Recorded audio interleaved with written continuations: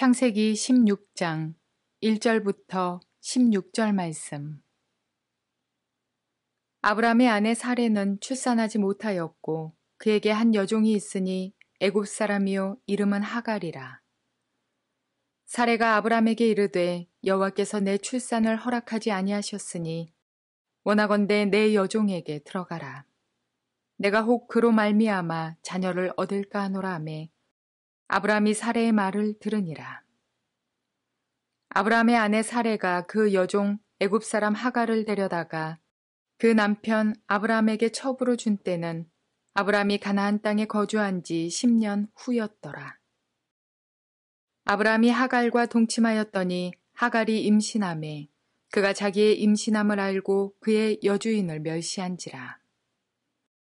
사레가 아브람에게 이르되 내가 받는 모욕은 당신이 받아야 옳도다. 내가 나의 여종을 당신의 품에 두었거늘 그가 자기의 임신함을 알고 나를 멸시하니 당신과 나 사이에 여호와께서 판단하시기를 원하노라. 아브람이 사레에게 이르되 당신의 여종은 당신의 수중에 있으니 당신의 눈에 좋을 대로 그에게 행하라 하매 사레가 하갈을 학대하였더니 하갈이 사레 앞에서 도망하였더라. 여호와의 사자가 광야의 샘물 곁 곧 술, 길, 샘 곁에서 그를 만나 이르되 사레의 여종 하갈아 네가 어디에서 왔으며 어디로 가느냐. 그가 이르되 나는 내 여주인 사레를 피하여 도망하나이다. 여호와의 사자가 그에게 이르되 네 여주인에게로 돌아가서 그 수하에 복종하라. 여호와의 사자가 또 그에게 이르되 내가 네 씨를 크게 번성하여 그 수가 많아 셀 수 없게 하리라. 여호와의 사자가 또 그에게 이르되 네가 임신하였은즉 아들을 낳으리니 그 이름을 이스마엘이라 하라. 이는 여호와께서 네 고통을 들으셨음이니라. 그가 사람 중에 들나귀같이 되리니 그의 손이 모든 사람을 치겠고 모든 사람의 손이 그를 칠지며 그가 모든 형제와 대항해서 살리라 하니라. 하갈이 자기에게 이르신 여호와의 이름을 나를 살피시는 하나님이라 하였으니 이는 내가 어떻게 여기서 나를 살피시는 하나님을 배웠는고 함이라. 이러므로 그 샘을 브엘라 헤로이라 불렀으며 그것은 가데스와 베렛 사이에 있더라. 하갈이 아브라함의 아들을 낳음에 아브라함이 하갈이 낳은 그 아들을 이름하여 이스마엘이라 하였더라. 하갈이 아브라함에게 이스마엘을 낳았을 때에 아브라함이 86세였더라. 좋은 날입니다. 성령님께서 오늘도 여러분의 심령 가운데 큰 은혜와 평강으로 함께해 주시기를 주님의 이름으로 축복하여 드립니다. 오늘은 창세기 16장 전체를 통해서 당신의 가정에 영적 질서를 세우라 라는 제목으로 말씀을 전해드리려고 합니다. 오늘 본문의 말씀은 아브라함의 삶 가운데 일어났던 가정의 문제를 지금 다루고 있습니다. 우리 삶 가운데 여전히 일어날 수 있는 비슷한 문제들을 지금 다루고 있는 것이지요. 중요한 것은 이 문제를 통해서 하나님께서 우리에게 가르치고자 하는 중요한 영적 교훈이 있다는 사실입니다. 아브라함은 하나님의 부르심을 받아서 75세에 자기 본토 친척 아비 집을 떠나 가나안 땅으로 들어갔습니다. 우여곡절 끝에 가나안 땅에 정착하게 되어지고 롯은 아브라함을 떠나게 되어집니다. 이제 아브라함 혼자 남았는데 그의 마음속에 있는 근심은 여전히 아들의 문제였습니다. 그 당시에 결혼 제도에 대해서 조금씩 여러분에게 설명하는 것이 필요할 것 같습니다. 당시의 결혼은 자녀 출산으로 인해서 완전하게 되어졌습니다. 아들을 낳지 못하면 그 결혼은 무효가 되어진다는 것이고 또 다른 아내를 얻을 수 있다는 이야기입니다. 또 아내의 아들과 여종의 아들 사이에 상속권 문제가 생기면은 먼저 태어난 아들이 우선권이 있다는 것입니다. 종의 아들이 먼저 태어났으면 그 아들에게 상속권이 있는 것입니다. 또 형제 간에는 양 3마리로 장자권을 팔 수도 있었다 하는 것도 알 필요가 있습니다. 뿐만 아니라 자녀가 없을 경우에는 재산을 물려주어서 관리케 하고 자신들의 장례를 위해서 종을 양자로도 삼을 수 있었다 하는 것이 당시의 결혼 제도였고 또 장자권 제도였다는 것을 우리가 미리 인식하면 이해하는 것이 쉬울 것입니다. 자, 아브라함이 75세에 하나님의 부르심을 받아서 갈대아 우르를 떠나 가나안 땅에 들어갔는데 하나님께서 그 뒤에 가나안 전쟁 이후에 아브라함이 두려워서 하나님께 기도했을 때 네 허리에서 날 자가 네 상속자가 될 것이다. 다시 말해서 아브라함에게 아들을 주신다는 말씀이었습니다. 아브라함은 그 말씀을 믿고 기다렸지만 갈대아 우르를 떠나서 가나안 땅에 들어온 지 10년째가 되어도 아직 아들이 생겨나지 않습니다. 자, 그 일을 인해서 아브라함도 근심하고 역시 사라도 근심하게 되어진 것은 분명합니다. 바로 여기에서 우리 삶의 영적 성공과 실패의 갈림길은 온다는 것을 알 필요가 있습니다. 무슨 이야기입니까? 기다리는 문제입니다. 하나님께서 말씀하셨으면 하나님이 주실 때까지 기다리는 것이 우리의 태도가 되어져야 됩니다. 그런데 조바심이 일어나는 것이 인간의 문제입니다. 왜 하나님 말씀하시는데 주지 않으실까? 그 당시의 결혼과 이 장자권의 문화를 쳐다볼 때 아브라함과 사라는 이렇게 생각했습니다. 사라는 내가 너무 늙었으니까 하나님이 어떻게 나 같은 여자에게서 아들을 주시겠냐 하고 생각했고 아브라함도 비슷한 생각을 했던 것 같습니다. 여기에 문제가 일어납니다. 하나님은 기적을 베풀 수 있는 하나님이라는 사실에 인식이 없었던 것이지요. 사라는 그래서 그의 여종이었던 애굽 여자 하갈을 아브라함에게 권합니다. 이 여자를 네가 취해서 아들을 낳아달라. 그러면 내 아들이 되는 것이다.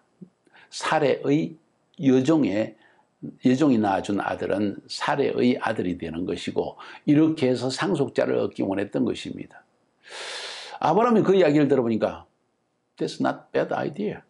괜찮은 이야기인데 그래서 하갈을 취합니다. 그리고 아들을 낳았습니다. 이스마엘을 나중에 낳게 되죠. 자, 임신을 했다는 사실을 하갈이 알고는 그 주인인 자기의 여주인인 사레를 멸시하기 시작합니다. 사레가 아주 그냥 화가 났겠죠. 당연하죠. 내가 너 종신분에 있었는데 내 주인 아브라함의 아들 상속자를 얻기 위해서 그냥 시바지로 너를 주었더니 너가 나를 멸시해 하면서 괘씸한 마음이 일어났습니다. 그래서 아브라함을 계속 괴롭힙니다. 이봐라, 이 하갈 이거 어떻게 하면 좋느냐? 지금 당신에게 아들을 낳아달라 했더니 임신한 줄 알고 나를 지금 멸시하고 있다. 하니까 아브라함 이야기를 당신 눈에 좋은 대로 하세요. 당신의 여종이 아닙니까? 하는 이야기를 했습니다. 사레는 하갈을 쫓아내었고 하갈은 쫓겨나서 울며 고통하고 있을 때 하나님께서 하갈의 기도를 들어주시고 하갈의 마음의 소원도 응답해 주셔서 네 몸에서 날 아들을 통하여서 큰 민족을 이루어주겠다는 약속까지 주십니다. 하갈은 다시 그 집으로 돌아가서 사레의 여종으로서의 신분 속에 그리고 결국은 아들을 낳고 아들 이스마엘을 낳게 되었다는 이야기. 그것이 오늘 본문에 기록되어 있습니다. 왜 이 본문을 기록했을까요? 이 본문을 통해서 하나님께서 우리에게 주시는 교훈은 무엇입니까? 첫 번째 중요한 교훈은 기다림에 대한 주제입니다. 하나님이 말씀하시면 하나님은 기적의 하나님이요 무에서 유를 창조하시는 하나님이기 때문에 네 몸에서 아기를 준다고 한다면 바로 사라와 아브라함의 사이에서 아들을 주신다는 하나님의 약속입니다. 아브라함도 사라도 그것을 기다리지 못했습니다. 그래서 사라는 그 당시에 관습을 따라서 자기의 여종인 하갈, 애굽 여인 하갈을 남편 아브라함에게 주었고 아브라함은 그 여인에게 들어가서 그 하갈 애굽 여종이 임신을 하게 되었다는 이야기입니다. 사랑하는 여러분, 기다림의 주제는 굉장히 중요합니다. 우리 생각에, 우리 경험에, 세상 사람들의 경험에 또 일반적인 과학적 상식을 따라서 의학적 상식을 따라서 이런 일이 있다 할지라도 하나님이 말씀하셨다면 한번 기다려보는 것은 어떨까요? 하는 것이 첫 번째 깨달을 수 있는 중요한 내용입니다. 두 번째, 우리의 기다림의 실패 때문에 가정에 문제가 일어났을 때 무엇이 기준이 되어야 되는가? 자, 문제가 일어났습니다. 하갈이 사레를 멸시합니다. 그리고 그 이야기가 아브라함에게 들려집니다. 침상에서마다 사레는 아브라함을 괴롭힙니다. 여보, 어떻게 이런 일이 있을 수 있어? 저희 쫓아내야 돼. 하니까 아브라함이 생각을 합니다.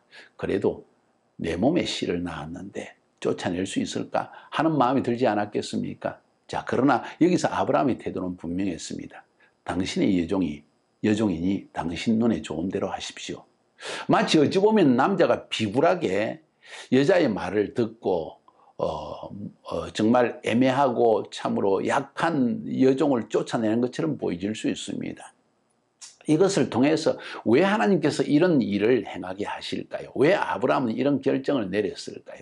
여러분 어떻게 생각하십니까?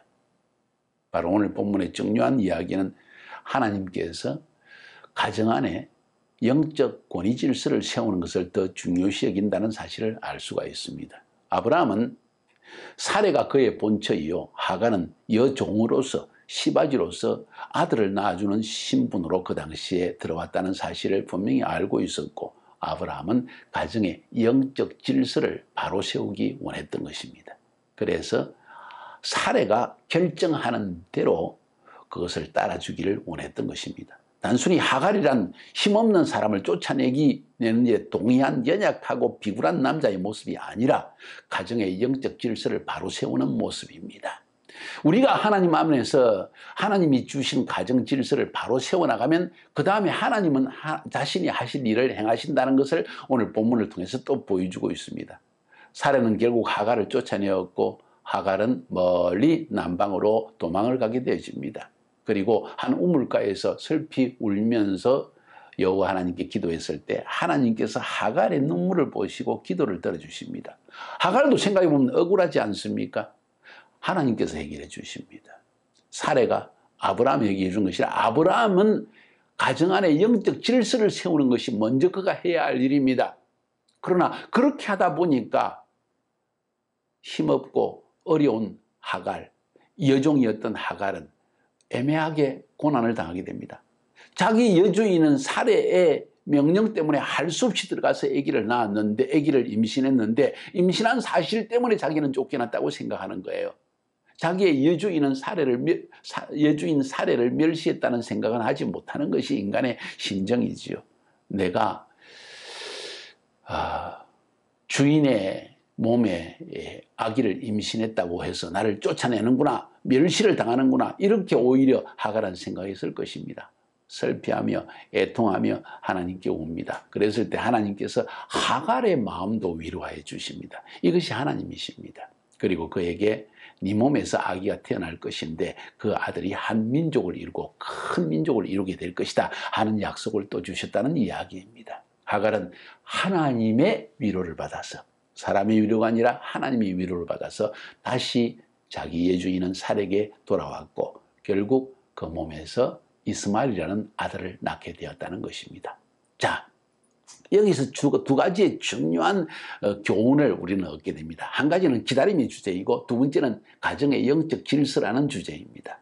기다림의 주제는 사람이 하나님께서 약속하신 것을 기다리지 못하고 자신의 방법으로 이것을 성취하려고 할 때 어떤 결과가 일어나는가? 이스마엘이 탄생한다는 것입니다.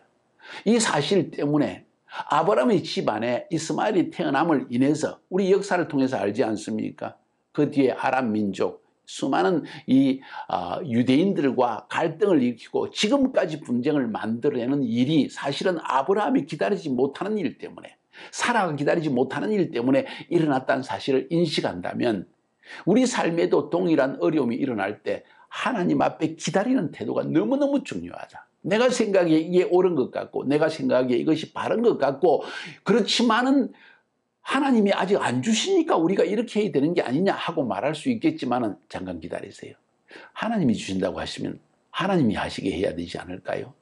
기다림의 주제입니다. 이 기다림이 실패하면 역사를 통해서 우리 후손들이 고난을 당하는 정말 상상하지 못하는 큰 재앙의 문제들이 우리 삶에 일어나는 이유가 인간이 기다리지 못해서 일어날 수 있다는 거죠. 그것이 첫 번째 배울 수 있는 교훈이었습니다. 두 번째 교훈은 이런 우리의 실수 때문에 이런 일이 일어났을 때에도 우리가 지켜야 할 것은 가정의 영적 질서이다. 본처는 사레이다. 그리고 사레가 결정권을 가진다. 가정 질서입니다. 아브라함은 영적 가장으로서 결국 이 문제를 착안해서 이 가정의 분쟁의 문제를 해결해냅니다. 당신 좋은 대로 하시오. 당신이 품을 수 있다면 더 좋은 것이지만 그렇지 않고 이 하갈이 당신이 멸시하기 때문에 도저히 이런 이자를 데리고 있을 수 없겠다면 쫓아내도 좋습니다. 이건 당신이 결정할 문제입니다. 하는 이야기라는 것입니다. 아브라함 잘했습니다. 가정의 열정적 질서를 바로 세웠다는 것입니다. 우리 삶에도 동일한 비슷한 문제들이 많이 일어날 수 있는데 결국 성경은 우리에게 이런 기준들을 제시하고 있다는 사실입니다. 만약 이런 기준을 따라서 기다림의 주제, 영적 질서라는 주제를 가지고 바로 우리가 문제를 해결할 수 있다면 우리 삶에도 하나님의 도우심과 은혜를 경험할 수 있을 것입니다. 여러분은 이 문제를, 이 비슷한 문제가 일어날 때 어떻게 해결하십니까? 승리하시기를 주님의 이름으로 축복합니다.